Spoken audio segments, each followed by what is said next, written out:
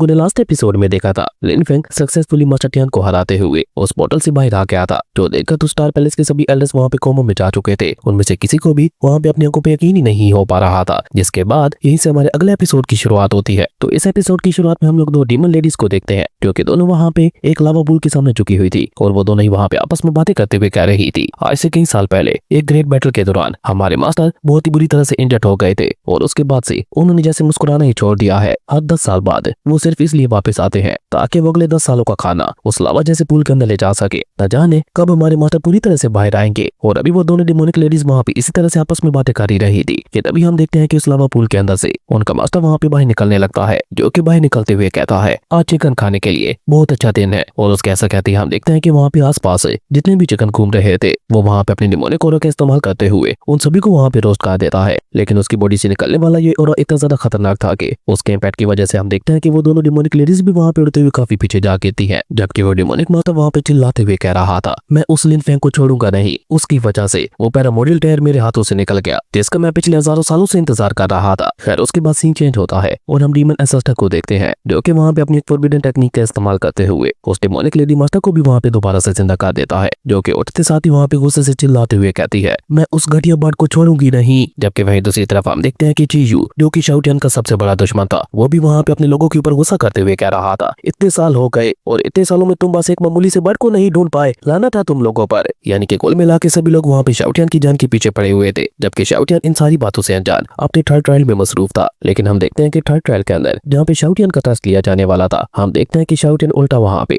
Third trial के अंदर मौजूद सभी स्पिरिट्स को ज्ञान देना शुरू कर देता है। वो उन लोगों को वहाँ पे सिखाते हुए कह रहा था देखो माना कल्टीवेशन करना हमारी लाइफ में बहुत ज्यादा जरूरी है और खुद को पावरफुल बनाने के लिए ये इम्पोर्टेंट भी है, लेकिन सबसे इम्पोर्टेंट होता है हमारी जिंदगी में एक लड़की का होना। लड़की के बगैर जिंदगी बेकार है। तुम सभी लोग समझ गए ना। जिसपे वो सभी स्पिरिट्स भी वहाँ पे कंफ्यूज होते हुए हाँ हाँ में अपना सर हिलाने लगती है। जिसके बाद शाओ टियान वहाँ पे उनमें से एक स्पिरिट से सवाल करते हुए पूछता है हे तुम बताओ मुझे मैंने तुम्हें क्या सिखाया। शाओ टियान के ये सवाल सुनकर हम देखते हैं कि वो रेमिनेंट सोल वहाँ पे काफी ज्यादा घबरा जाता है, लेकिन वो वहाँ पे कोई याद करते हुए शाओ टियान को जवाब देकर बताता है लड़की का हमारी जिंदगी में होना बहुत ज्यादा जरूरी है। वो लड़की हमें आगे बढ़ने के लिए मोटिवेट करती है। उस सोल की ये बात सुनकर हम देखते हैं कि शाओ टियान वहाँ पे उसकी तारीफ करते हुए कहता है अरे वाह मेरे बच्चे, तुमने तो कमाल ही कर दिया, काफी जल्दी तुम सीख रहे हो। और हाँ आज से तुम सभी लोग अपनी उस विकासी टेक्निक को भी प्रैक्टिस करना छोड़ दो, जिसकी वजह से तुम सभी लोगों को अपने इमोशंस को त्यागना पड़ रहा है। टेक्निक्स तो आती जाती रहती हैं, लेकिन अगर जवानी चली गई तो फिर पूरी जिंदगी पछताते रहोगे। समझ गए ना मेरी बात तुम लोग। शाओ टियान की ये बात सुनकर हम देखते हैं कि वो सोल्स वहाँ पे ऐसे खुशी मनाने लगते हैं जैसे उन्होंने कोई बहुत बड़ा इम्तिहान पास कर लिया हो। वहीं बाहर की तरफ हम देखते हैं कि एल्डर जियान वहाँ पे गू फेंग की तारीफें करते हुए कह रहा था इस गू फेंग ने तो कमाल ही कर दिया। मैंने आज तक काफी सारे टैलेंटेड डिसेबल्स देखे हैं, लेकिन ऐसा कमाल का टैलेंट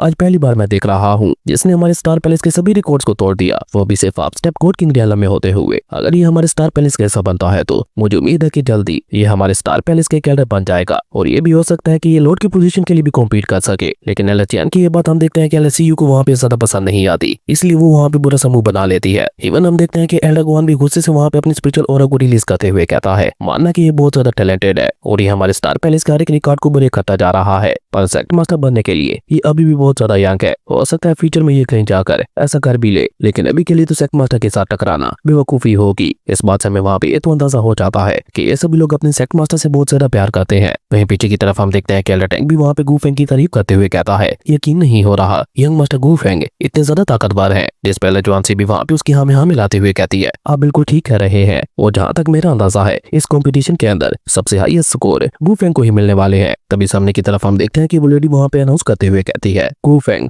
आपने थर्ड ट्रायल को भी पास कर लिया है और ये रहे आपके स्कोर। उस लेडी की ये बात सुनकर हम देखते हैं कि बाकी सभी लोगों का ध्यान भी वहाँ पे स्कोर बोर्ड की तरफ चला जाता है, जहाँ पे लिन फेंग ने अपने ट्रायल को पास करते हुए 4396 स्कोर बना लिए थे, जबकि पिछली बार जब इस ग्रेट कॉम्पिटिशन के अंदर जिसने सबसे बेस्ट परफॉर्म किया था वो भी सिर्फ 1286 स्कोर ही बना पाया था। तो इसी से आप लोग अंदाजा लगा सकते हो कि लिन फेंग इस ट्रायल कॉम्पिटिशन के अंदर कितना ज्यादा आगे था और ये तो कुछ भी नहीं था। अगर लिन फेंग यहाँ पे इन लोगों को अपनी ट्रू एबिलिटी दिखा देता तो ये स्कोर तो लाखों में चला जाता, जबकि स्टार पैलेस के लोग कोमा में, क्योंकि हम देखते हैं कि लिन फेंग की स्कोर देखकर ही एल्डर सीयू के साथ साथ बाकी सभी एल्डर्स का मुंह वहाँ पे खुला का खुला रह गया था। उन लोगों को वहाँ पे यकीन ही नहीं हो रहा था कि गू फेंग इतना ज्यादा टैलेंटेड है। ये पहले वाला रिकॉर्ड किसी और का नहीं बल्कि स्टार पैलेस के सेक्ट लीडर का था, जिसे लिन फेंग ने वहाँ पे बहुत ही बुरी तरह से डिस्ट्रॉय कर दिया था। इसलिए हम देखते हैं कि एल्डर गुआन और बाकी सभी लोग वहाँ पे थोड़ा शर्मिंदा भी दिखाई दे रहे थे, क्योंकि एक छोटे से बच्चे ने उनके सेक्ट लीडर को सरपास कर दिया था। इवन हम देखते हैं कि उन लोगों को तो वहाँ पे ये भी शक होने लगा था कि शायद स्कोर बोर्ड के अंदर कोई प्रॉब्लम है। लेकिन लेकिन क्योंकि वो एक सुप्रीम लेवल का ट्रायर था इसलिए कोई भी वहाँ पे उसके खिलाफ नहीं जाता। और अब वो सभी लोग मानने के लिए मजबूर हो गए थे कि शायद लिन फेंग ने यहाँ पे इस कॉम्पिटिशन को बहुत ही आसानी के साथ पार कर लिया है, इसलिए तो वो वहाँ पे उनके मास्टर से 3 गुना ज्यादा स्कोर कर पाया है। लेकिन अभी वो वहाँ पे ये सब कुछ कहते हुए हैरान हो ही रहे थे कि तभी हम देखते हैं कि लिन आओयू और लिन जाओयू भी वहाँ पे अपने अपने ट्रायल को पास करते हुए बाहर आ जाती है। इवन इन दोनों छोटी बच्चियों ने भी स्टार पैलेस के सेक्ट मास्टर से ज्यादा स्कोर किया था, जो देखकर तो स्टार पैलेस के सभी एल्डर्स अब वहाँ पे और भी ज्यादा शौक में दिखाई दे रहे थे और साथ ही साथ उन्हें काफी ज्यादा शर्मिंदगी भी हो रही थी। लेकिन हम देखते हैं कि एल्डर गॉन जल्दी से वहाँ पे उन सभी लोगों का ध्यान अपनी तरफ खींचते हुए कहता है वो सब छोड़िए और सामने की तरफ देखिए। लगता है कि शाओटियान भी वहाँ पे सुप्रीम पिलर से बाहर आ रहा है, लेकिन तभी हम देखते हैं कि शाओटियान को अचानक से वहाँ पे उस पिलर से बाहर फेंक दिया जाता है, क्योंकि उसने वहाँ पे पिलर की सोल्स को ही मैनिपुलेट करते हुए उन्हें लड़कियों को छेड़ना सिखा दिया था। इसलिए हम देखते हैं कि उसे वहाँ पे बहुत ही बुरी तरह से सेकंड ट्रायल की तरह थर्ड ट्रायल से भी बाहर फेंक दिया जाता है, जो देखकर शाओटियान वहाँ पे गुस्सा होते हुए कहता है आखिर हर बार ये लोग मेरे साथ ऐसा क्यों करते हैं। जबकि पीछे की तरफ हम देखते हैं कि लिन फेंग वहाँ पे अपना सर पकड़ते हुए कहता है ये नहीं सुधरने वाला। लेकिन ये सब कुछ देखकर ऐसा पेंग को तो वहाँ पे उसके ऊपर काफी ज्यादा गुस्सा आ रहा था। वो गुस्सा होते हुए कहते हैं न जाने ऐसा घटिया पर्सन हमारे पेंग क्लैन के अंदर कैसे पैदा हो गया, लेकिन चाहे कुछ भी हो जाए मैं इसे तमीज से खा के रहूंगा। लेकिन ये तो था उन लोगों का रिएक्शन जो कि बहुत नॉर्मल था। लेकिन जब वो लेडी वहाँ पे अनाउंस करते हुए कहती है कि शाओटियान ने अपनी थर्ड ट्रायल को पास कर लिया है तो सभी लोग वहाँ पे थोड़ा हैरान हो जाते हैं। लेकिन जब वो लोग वहाँ पे स्कोर बोर्ड की तरफ देखते हैं तो शाओटियान के स्कोर पूरे 10 लाख थे, जो देखा तो वहाँ पे एलएसयू के साथ साथ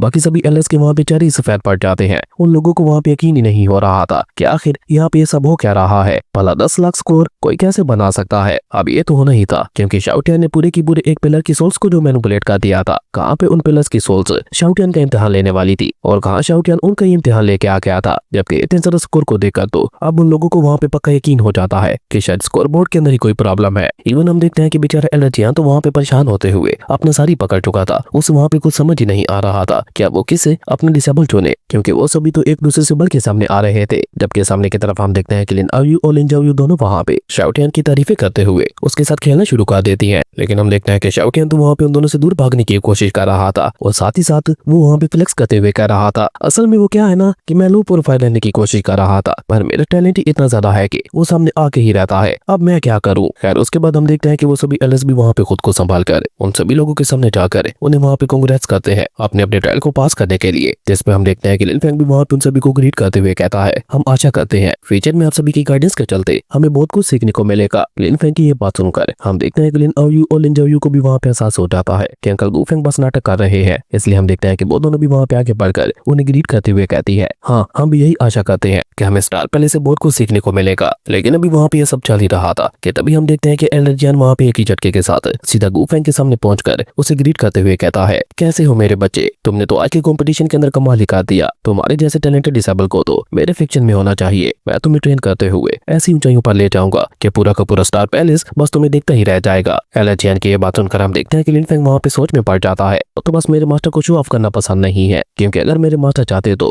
वो एक ही झटके के साथ मुझसे डबल स्कोर कर सकते थे। तुम सोच भी नहीं सकते कि मेरे मास्टर कितने ज्यादा स्ट्रॉन्ग है और उसके बावजूद भी तुम चले हो कि मेरे मास्टर को अपना डिसेबल बनाना चाहते हो, अपनी औकात में रहो। शाओटियान की ये बात सुनकर तो हम देखते हैं कि बेचारे एलर्जियन का वहाँ पे पोपट ही हो जाता है। लेकिन तभी एल्डरगॉन वहाँ पे आगे बढ़ते हुए कहता है सच कहूँ तो मुझे भी इस पंछी की बातों के ऊपर यकीन हो रहा है, क्योंकि अगर ये गू फेंग को अपना मास्टर कहता है तो जरूर से गू फेंग के अंदर कुछ तो खास होगा, तभी तो ये उसे अपना मास्टर मानता है। इसलिए मेरे ख्याल से इसकी जगह मेरे फिक्शन के अंदर होनी चाहिए। मेरा फिक्शन ही ऐसे टैलेंटेड डिसेबल्स को ट्रेन कर सकता है। तो क्या कहते हो जीनियस, क्या तुम मेरे फिक्शन का हिस्सा बनना चाहोगे? लेकिन इसे आगे एल्डरगॉन वहाँ पे कुछ भी कह पाता उससे पहले हम देखते हैं कि एलर्जियन वहाँ पे चिल्लाते हुए कहता है बंद करो अपनी ये बकवास, क्या तुम यहाँ पे मुझसे मेरे डिसेबल को चुराना चाहते हो? ऐसा सोचना भी मत। एलर्जियन की ये बात सुनकर हम देखते हैं कि एल्डरगॉन भी उसे वहाँ पे कोल्ड टून में जवाब देते हुए कहता है तुम्हें नहीं लगता कि तुम कुछ ज्यादा ही बकवास कर रहे हो, और वैसे भी अपना मास्टर चुनना ये सिर्फ और सिर्फ डिसेबल के ऊपर निर्भर करता है। अब ये गू फेंग का फैसला है वो किसे अपना मास्टर बनाना चाहता है, इसलिए मेरे ख्याल से तो तुम्हें यहाँ पे खामोश ही रहना चाहिए। लेकिन इसके बावजूद भी हम देखते हैं कि एलर्जियन को तो वहाँ पे एल्डरगॉन के ऊपर काफी ज्यादा गुस्सा आ रहा था। लेकिन एल्डरगॉन वहाँ पे एक स्माइल करके सीधा वहाँ पे लिन फेंग के पास जाते हुए कहता है वू फेंग तुम ही बताओ आखिर तुम किसे अपना मास्टर बनाना चाहते हो? तुम्हें एलर्जियन पसंद है या फिर मैं तुम्हें पहले ही बता दूं कि मैं गुड एम्परर लेवल के 8 रियलम में हूँ, तो अब ये तुम्हारी चॉइस है कि तुम किसके पास जाते हो। एल्डरगॉन की ये बात सुनकर हम देखते हैं कि लिन फेंग तो वहाँ पे ज्यादा रिएक्शन नहीं देता, लेकिन शाओटियान वहाँ पे काफी ज्यादा एक्साइटेड हो गया था। वो सीधा वहाँ पे मास्टर गुआन के पास जाते हुए कहता है अरे मैं हूँ ना आपका डिसेबल बनने के लिए। अपने अगले ब्रेक थ्रू के साथ आप और भी ज्यादा स्ट्रॉन्ग हो जाओगे, यानी कि आपको फॉलो करना मेरे लिए सबसे बेस्ट होगा। जबकि पीछे की तरफ हम देखते हैं कि लिन फेंग जो कि वहाँ पे कुछ सोच रहा था वो थंडर ड्रैगन से सवाल करते हुए पूछता है इन सभी एल्डर्स का कल्टीवेशन लेवल तो बहुत ज्यादा हाई है, कहीं ऐसा न होना कि ये पैरामोडल मास्क के बावजूद भी मेरी ट्रू आइडेंटिटी के बारे में जान जाए। लिन फेंग की ये बात सुनकर हम देखते हैं कि थंडर ड्रैगन उसे वहाँ पे जवाब देते हुए कहते हैं, चिंता मत करो, मेरे पैरामोडल मास्क के चलते कोई भी तुम्हारी कल्टीवेशन को देख नहीं पाएगा। वहीं सामने की तरफ हम देखते हैं कि एल्डर जियान वहाँ पे एल्डर गुआन के पास आकर उसकी तारीफ करते हुए कहता है, तुम्हारा कल्टीवेशन लेवल वाकई में बहुत ज्यादा हाई है, पर मैंने सुना है कि तुमने पिछले 40,000 सालों से अपना ब्रेक थ्रू ही नहीं किया, तुम इसी आलम में ही अटके हुए हो। क्या ये बात सच है? और जब तुम खुद ही पिछले 40,000 सालों से ब्रेक थ्रू नहीं कर पाए तो तुम अपने डिसेबल्स को क्या सिखाओगे? तुम्हारी बेकार की गाइडेंस के चलते ये कभी भी अपना ब्रेक थ्रू नहीं कर पाएंगे, और अगर तुम लोग अपना ब्रेक थ्रू नहीं कर पाए तो तुम लोगों को कभी भी हमारे स्टार पैलेस के फॉरबिडन एरिया के अंदर जाने का मौका ही नहीं मिलेगा। तो अभी भी तुम्हारे पास समय है, अच्छी तरह से सोच लो। एल्डर जियान की ये बात सुनकर हम देखते हैं कि शाओटिन वहाँ पे पीछे हटते हुए एल्डर जियान से कहता है, शुक्रिया एल्डर जियान, आपने सही समय पे हमें सबको सच बता दिया, वरना हम लोग तो ऑलमोस्ट एल्डर गुआन की जाल में फंस ही गए थे। दोस्तों मैं यहाँ पे आपको कहानी थोड़ी आसान लफ्जों में समझा देता हूँ। इन सभी एल्डर्स के एक मास्टर था और उसी के लिए ही ये सभी लोग मिलकर आज यहाँ पे डिसेबल्स को चुनने के लिए आए थे। Elder Guan God emperor realm में नहीं है,